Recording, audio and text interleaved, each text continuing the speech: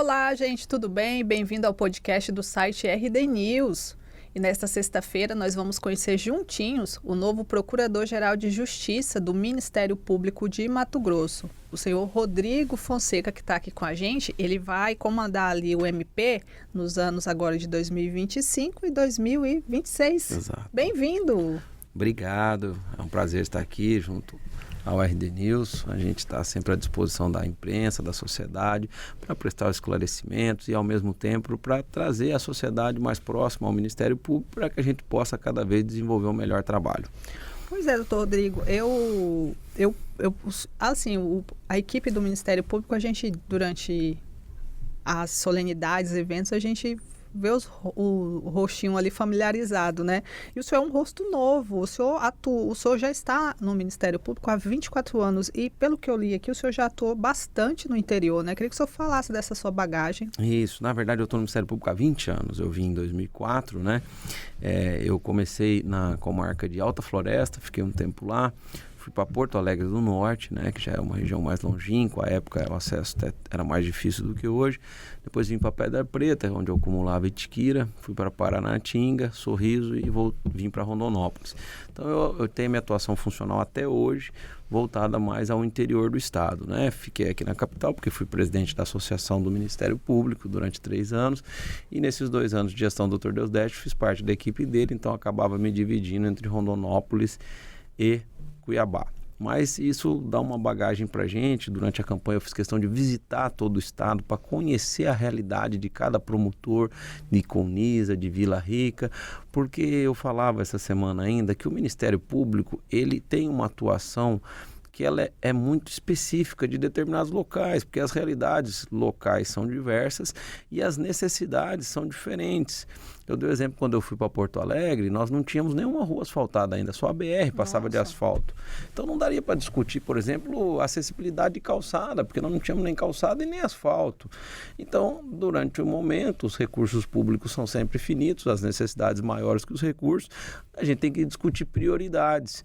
E eu entendo que é muito importante o Procurador-Geral, até para dar um auxílio ao colega que está lá, porque na verdade o Procurador-Geral, eu gosto muito da definição do Dr. Deusdedit, ele é o maestro, mas quem toca a música são os promotores, são os colegas que estão na ponta ali, lutando para ter melhorias sociais, melhorias em todas as áreas, seja na área de segurança pública, patrimônio, meio ambiente, cidadania. Então, você conhecendo a realidade local, fica mais fácil você buscar esse suporte e, ao mesmo tempo, tentar, junto ao governo do estado, junto aos órgãos, Tribunal de Contas, conseguir auxiliar aquela região nas suas necessidades.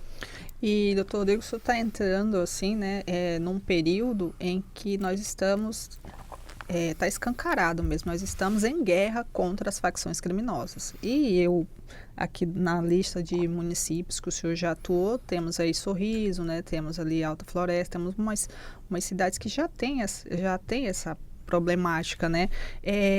Eu vi também que o senhor, inclusive, tem no seu plano de trabalho a questão de utilizar até a inteligência artificial para ajudar nos trabalhos. Eu queria que o senhor falasse sobre isso.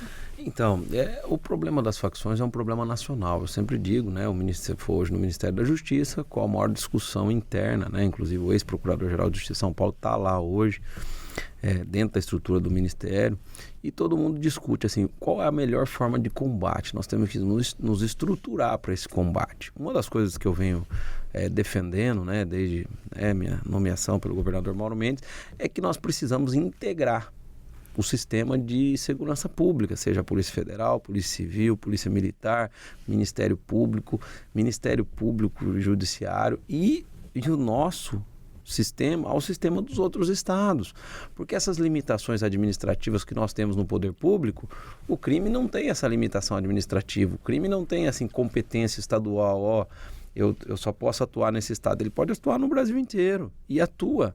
Então nós temos que estar integrado nesse combate. Eu falo que hoje a gente acaba fazendo um retrabalho, porque às vezes a Polícia Civil, a inteligência da Militar, a Polícia Federal está investigando o mesmo fato e todo mundo gastando energia com a mesma questão, quando você podia ter um compartilhamento e aquilo ser mais ágil. Então eu acho que nós temos que estar cada vez mais integrado. O Ministério Público, eu estou aumentando o número de promotores. Onde tem vara do crime organizado, a gente está dobrando o número de promotores que atua perante os GAECOS. Vamos tentar, junto ao Poder Executivo, o governador Mauro Mendes também vem se mostrando preocupado e solícito a tentar auxiliar na resolução dessa problemática, aumentar as estruturas do GAECO, né? E nós temos que o Poder Judiciário, junto, aumentar a estrutura das varas do crime organizado, porque aquilo ali eu falo assim, tem que rodar tudo, desde o começo até o final, porque você começa com a investigação e termina com a decisão do tribunal, que é a hora que vem uma condenação definitiva e há uma sanção efetiva para aquele integrante da organização. Então, toda essa roda tem que girar bem integrada e girar com agilidade, para que a gente consiga dar um resultado que seja um resultado positivo para a sociedade. Eu sempre falo, o crime não vai acabar, tem coisas que não acabam, né? Nenhum país do mundo conseguiu falar que terminou a criminalidade. Agora, o que você não pode deixar é que ela comece a crescer mais que o Estado ou ter mais êxito em suas atividades que o Estado na repressão. Inclusive, o deputado federal Coronel Assis esteve aqui essa semana e ele ressaltou bastante essa questão de ter o controle dos presídios, né? O Ministério Público está também atuando nisso, nessa questão? O Ministério Público tem os promotores que atuam especificamente no presídio, né? Em Rondonópolis tem um promotor só para isso, Cuiabá são 3. Temos em Água Boa, em todo lugar onde tem presídio tem um promotor com atuação específica ali em relação às questões do presídio. O governo do estado também está dando uma remodelada, né, no modelo ali do sistema penitenciário, da secretaria. Promotor ele faz lá, por exemplo, lá em Água Boa tem um presídio. O que esse promotor de Água Boa ele faz lá para a gente... Tudo que é relacionado ao presídio, por exemplo, uma progressão de regime, uma discussão sobre a realidade do presídio, a segurança do presídio, tudo que for relacionado ao presídio. E a execução penal, ou seja, aquele processo executivo de pena que faz o preso progredir, ter saída temporária, tudo isso passa pelo promotor local e pela vara de execução penal local. Então, esse promotor tem uma importância ímpar. Eu vejo um esforço do executivo, que a gestão do prédio é do executivo, né? E o executivo está fazendo um esforço agora para evitar que aquilo se transforme, como já disse o governador Mauro Mendes, no escritório do crime, tentando tirar os celulares lá de dentro. A gente tem que trabalhar investigações, inclusive com o auxílio do GAECO, para ver como eles chegam, né? Hoje tem muitos essas mercearias, meios. né? Então, há uma discussão aí sobre os mercadinhos, que eles chamam de mercadinhos, né? O executivo vem falando em fechar os mercadinhos. Eu acho que tudo tem que fazer um estudo detalhado para ver qual é a melhor forma, né? Porque os mercadinhos hoje, qual é a realidade? Eles são geridos, né, pelos agentes penitenciários e o dinheiro do lucro dele, vamos dizer assim, é investido na unidade. Só que isso parece que vem gerando algumas distorções, existem algumas reclamações. Eu acho que a gente tem que, vamos dizer assim, auditar isso, porque a hora que ele deixar de auxiliar com aqueles valores, o Estado vai ter que entrar e suprir essa necessidade que hoje o mercadinho supre, né? O que ele supre lá, promotor, assim? Tem algumas coisas que eles usam o mercadinho, às vezes pequenas reformas, né? Porque o problema do poder público, e esse problema é do Executivo, é do Ministério Público, é da Assembleia, do Tribunal de Contas, é que qualquer aquisição pelo poder público é um processo moroso. Porque você tem processo licitatório, por mais que até o procedimento de inexigibilidade tem a sua morosidade. E muitas vezes você tem assim, caiu uma telha hoje e você precisa de uma agilidade, né?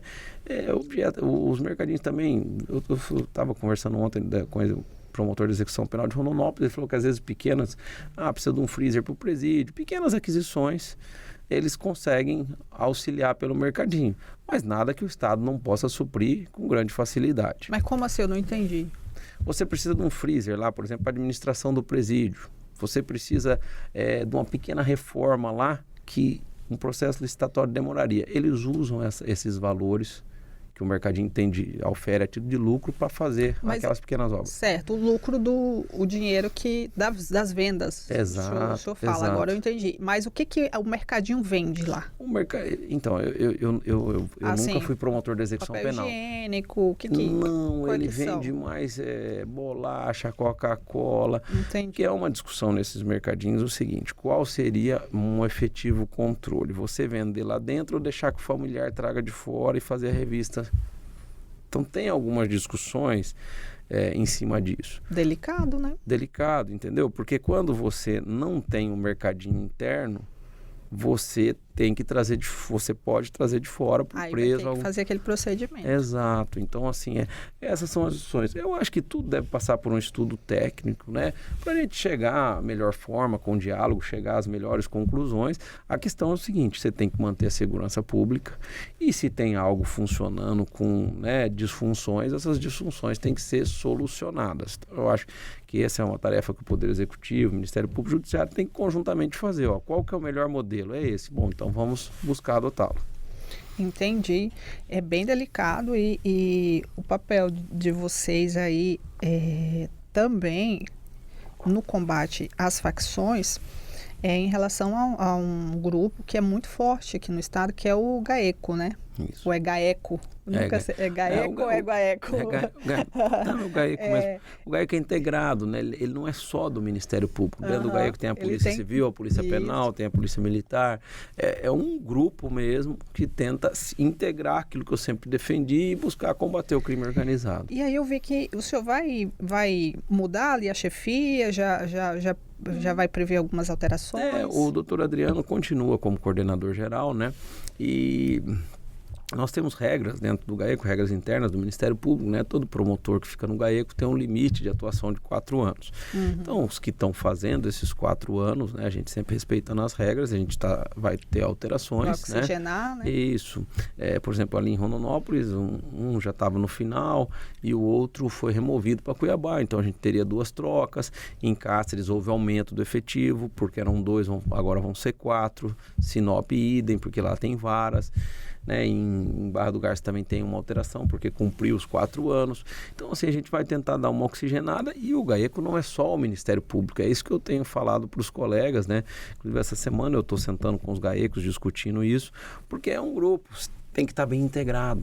Você tem que ter uma equipe boa, seja do Ministério Público, Polícia Civil, Polícia Militar, Polícia Penal, para que a gente consiga dar um efetivo combate, né? Sempre lembrando que investigações não são coisas assim que demoram 1 semana, 2 semanas. Uma investigação dura meses. Faz parte do processo investigativo. Você ter um certo lapso temporal.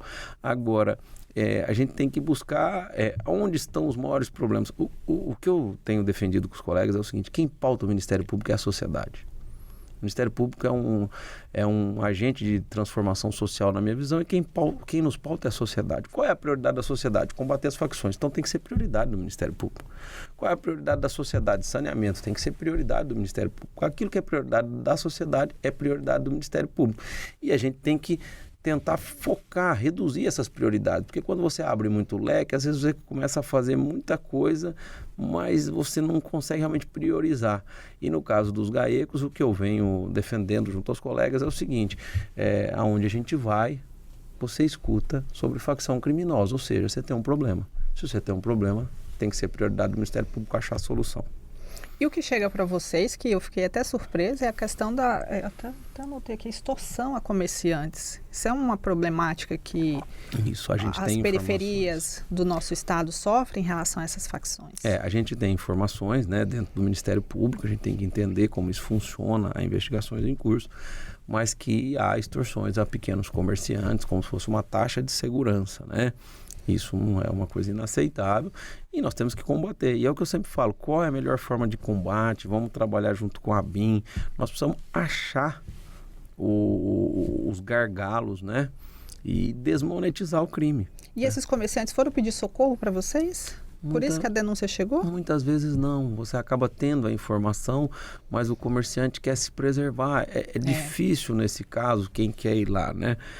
Inclusive foram criadas agora novas formas de proteção à testemunha sem rosto, exatamente por causa disso, porque em alguns homicídios onde envolvia facções criminosas você tinha muita dificuldade de conseguir uma testemunha.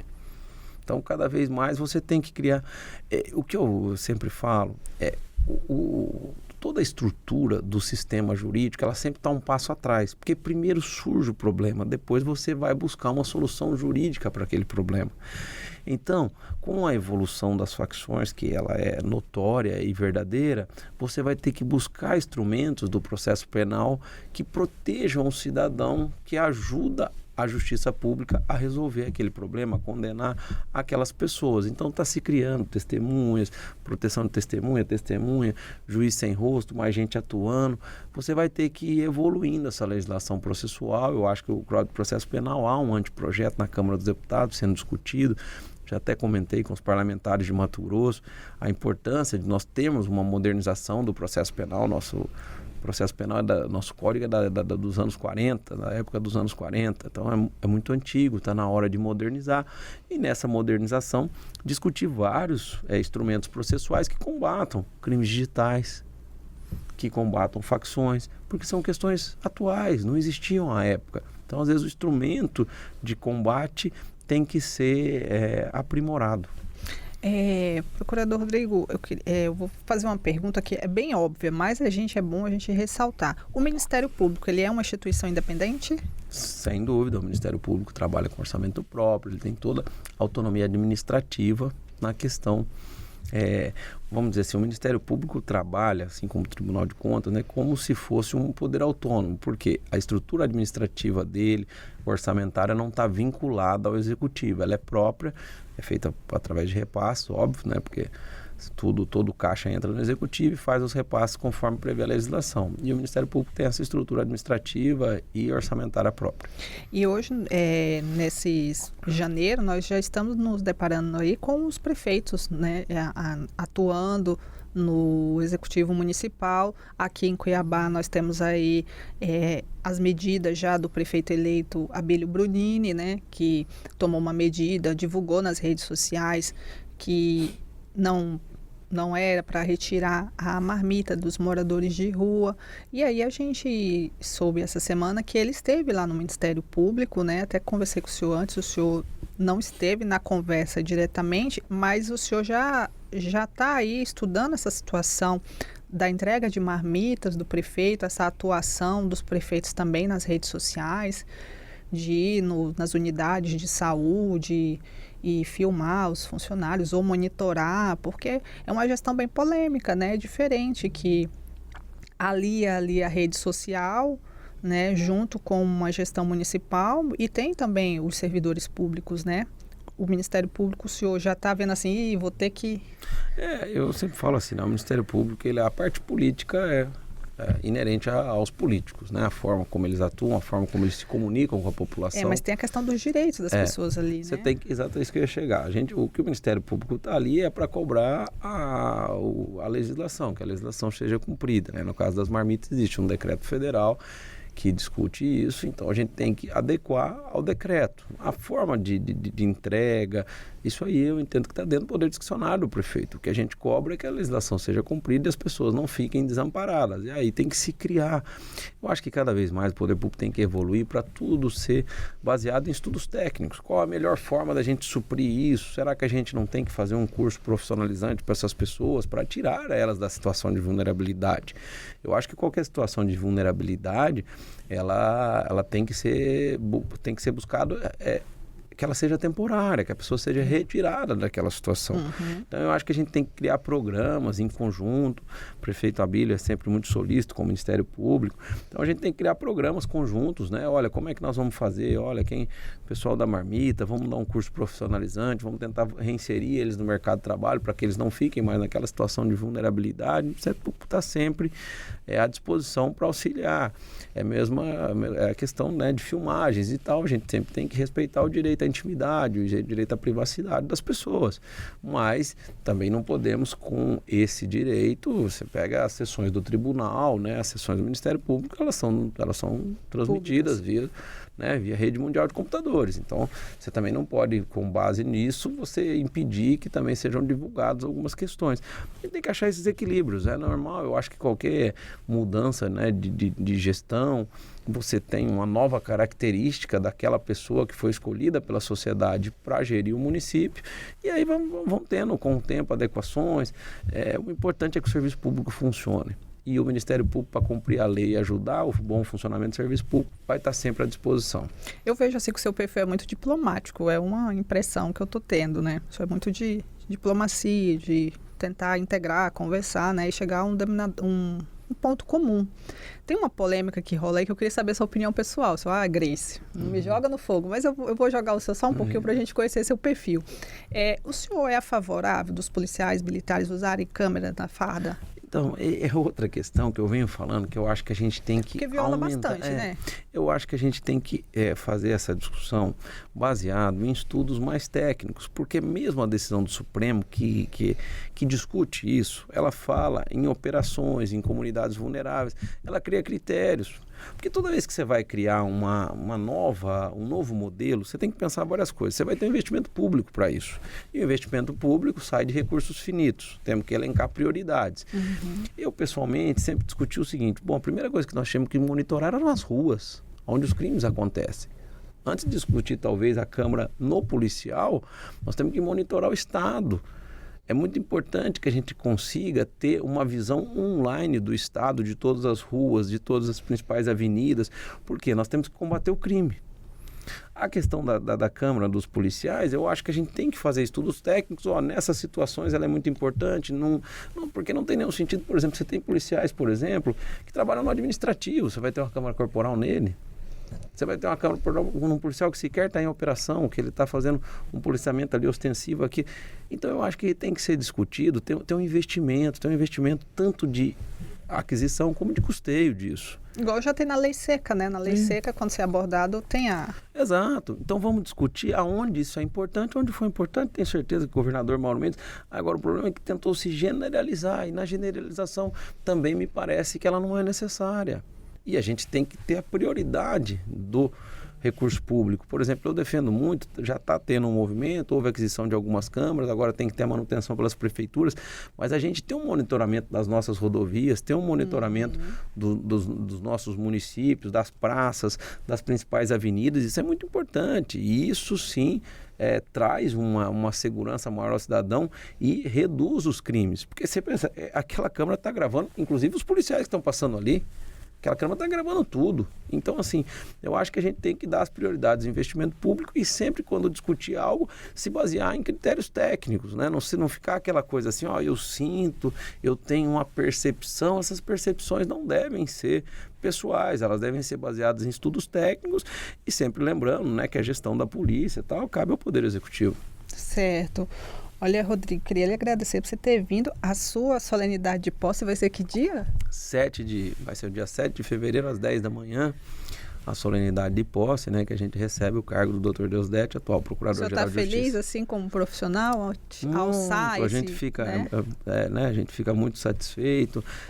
Para mim foi uma grande honra, né, ter tido a confiança da maioria dos colegas. Nós tivemos, né, uma votação expressiva em relação ao número de promotores, né? E vem agora a grande responsabilidade de poder, né, fazer uma gestão boa e entregar aos colegas e à sociedade aquilo que eles esperam da gente.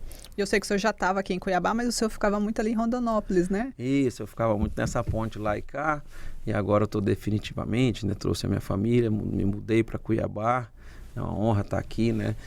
E vamos aí, o que vocês precisarem da gente, de informações, o que a gente pode explicar para a sociedade. Eu quero abrir mais canais de comunicação, seja com a imprensa e seja com a sociedade.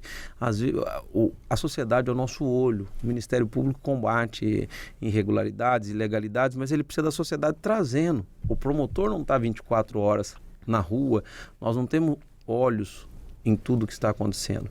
A população sim. Então, quanto mais a população próxima de nós, quanto mais a população trazendo as informações, mais a gente consegue qualificar essas informações e fazer um bom trabalho. Obrigada, boa sorte, bem-vindo a Cuiabá. Obrigado. Que o senhor tenha muito sucesso aí. Um abraço para o Dr. Deusdedit, que é um querido também, está deixando um grande legado para o Ministério Público. Uma grande Público. Lista de prestação de serviços ao nosso estado. E para você que ficou com a gente, olha, obrigado pela sua audiência. Segue o Ministério Público aí no Instagram, a gente vai deixar aí.